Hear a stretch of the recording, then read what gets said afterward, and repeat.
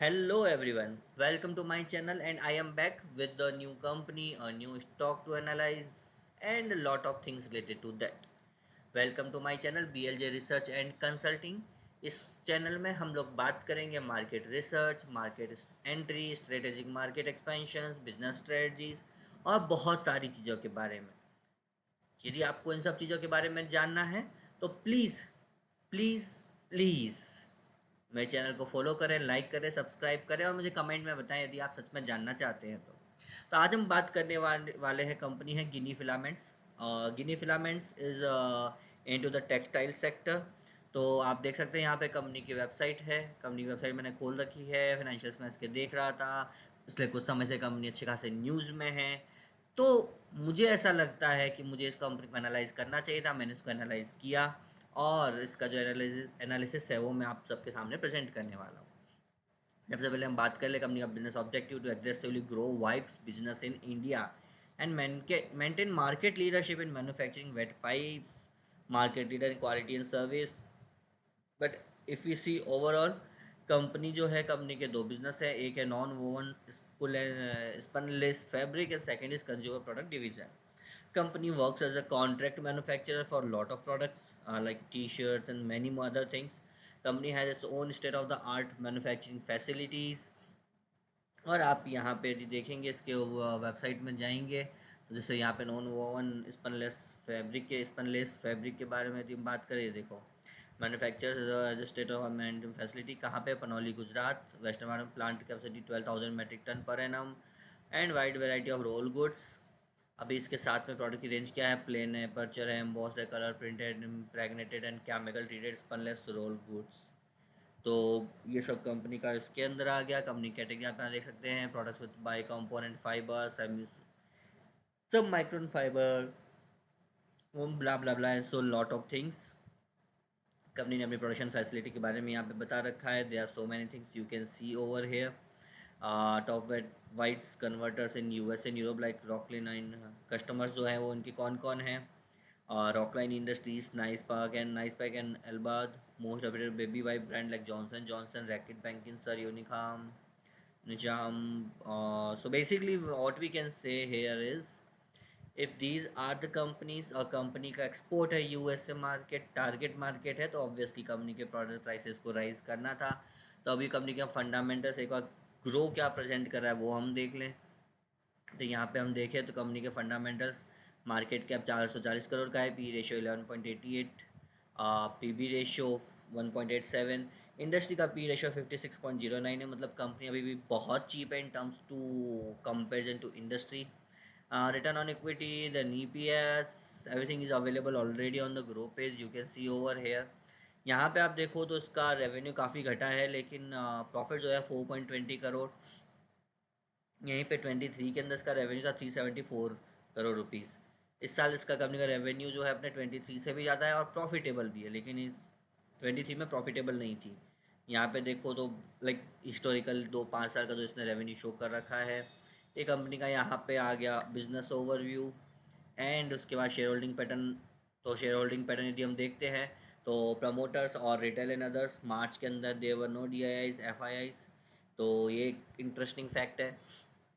दिसंबर में F I थे 0.24% stake के साथ में, जो उन्होंने ऑफलोड कर दिया in the first quarter of this year, calendar year basically. तो इफ़ यू सी हेयर तो ऑलरेडी कंपनी अपना क्या बोलते हैं, promoters are holding a good 70% share approximately in the company. अभी आप यहाँ पे देखें तो इधर आप you can see a lot of things, financials yearly. उसके बाद ऑल फिनेंशियल्स में हम जाते हैं तो डेटा नहीं है शायद ग्रो के पास अपडेटेड। ओके, कोई बात नहीं, आई थिंक दैट्स फाइन। मैंने इसके लिए फिनेंशियल एनालिसिस, फिनेंशियल रिपोर्ट खोल रखी कंपनी ने जो अभी लेटेस्ट क्वार्टर दिए 31 मार्च के। तो इफ़ यू सी है कुछ चीज़ें इंटरेस्टिंग थी जो मुझे लगा कि इस वीडियो में बतानी चाहिए, कवर करनी चाहिए। हम बात करें रेवेन्यू फ्रॉम ऑपरेशंस की, तो कंपनी का जो रेवेन्यू है 29,989.84 लैक्स, बेसिकली उन 299 करोड़ रुपीज़ या 300 करोड़ रुपीज़, वो था मार्च 2025 ईयर एंड में। This year it is 368 crore approximately, or whatever it is, 36,870 lakh. So company का रेवेन्यू ग्रो हुआ है बहुत ही अच्छी स्पीड से, बहुत ही अच्छा परसेंटेज है, growth percentage. Let me calculate it for you. Give me a second. Calculator this is here.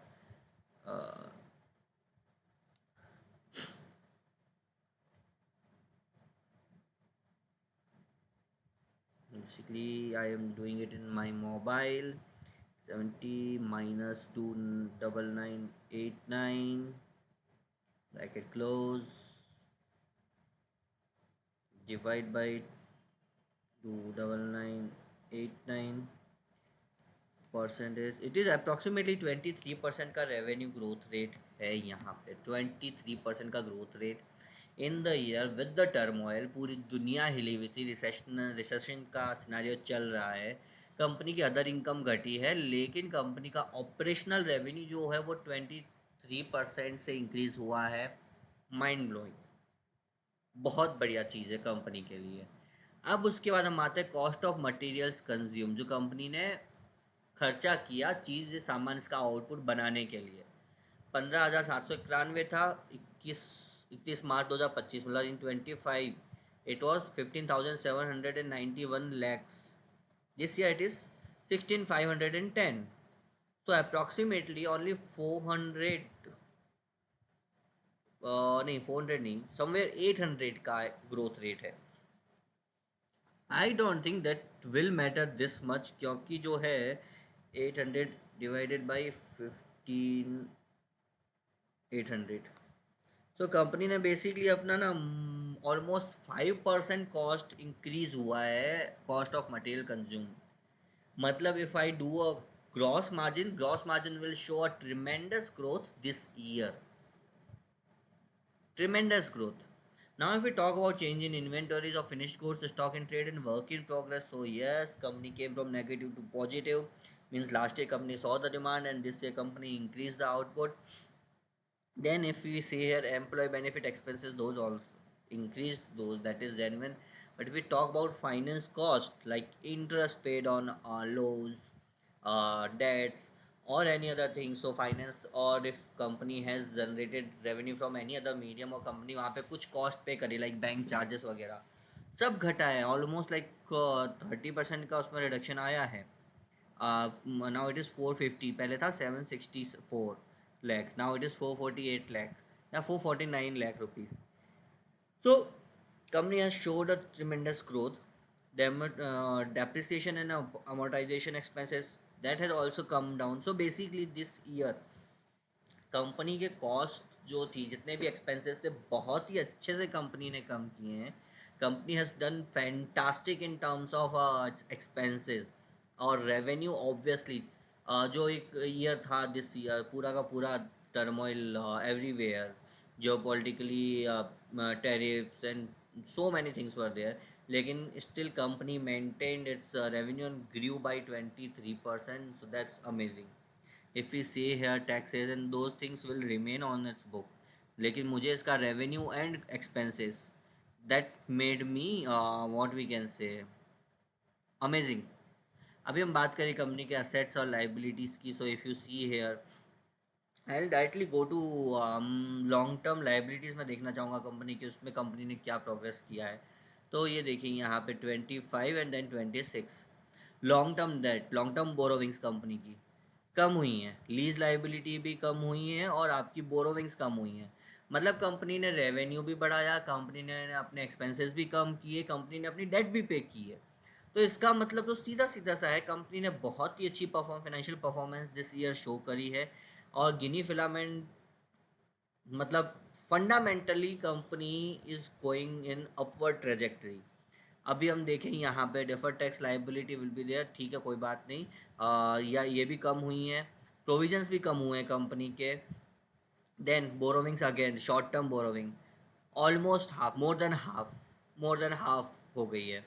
Trade payable company के कुछ नहीं है, नील है. Then total outstanding dues to MSMEs, वो भी कंपनी ने घटा दी है. कंपनी ने बेसिकली अच्छी खासी डेट इस दिस ईयर पे कर दी. Total outstanding due to enterprise other than MSME, तो ये देखो ये भी.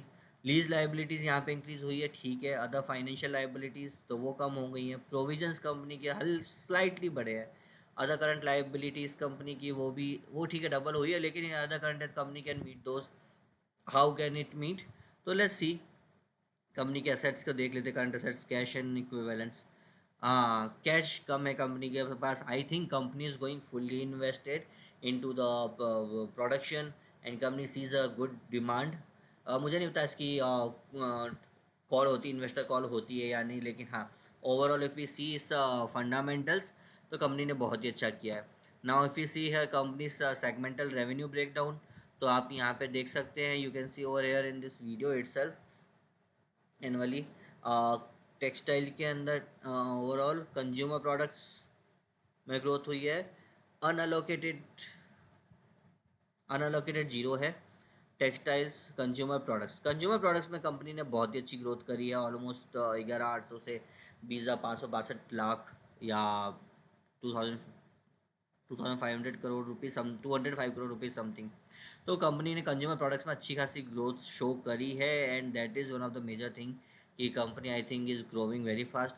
कंज्यूमर प्रोडक्ट्स पे कंपनी ने अपना स्ट्रॉन्ग होल्ड बनाना शुरू किया है, ऐसा मेरे को फील हो रहा है। And if you see here segment asset, segment liabilities, consumer products में लाइबिलिटीज़ भी कम करी है। टेक्सटाइल में लाइबिलिटीज़ इंक्रीज हुई हैं, लेकिन कंज्यूमर प्रोडक्ट्स में कंपनी ने अपनी लाइबिलिटीज़ भी बहुत कम कर ली है। अभी हम यहाँ पे देखें segment revenue results, liabilities, blah blah blah, so all the things will be here. तो कंपनी का जो हम कहें प्रॉफिट और tax before tax from continuing operations, तो 1728.01 was in 25. Now it is almost three times, not 100% three times, but yes 2.8 times something. तो वो company ने बहुत ही अच्छा यहाँ पे किया है।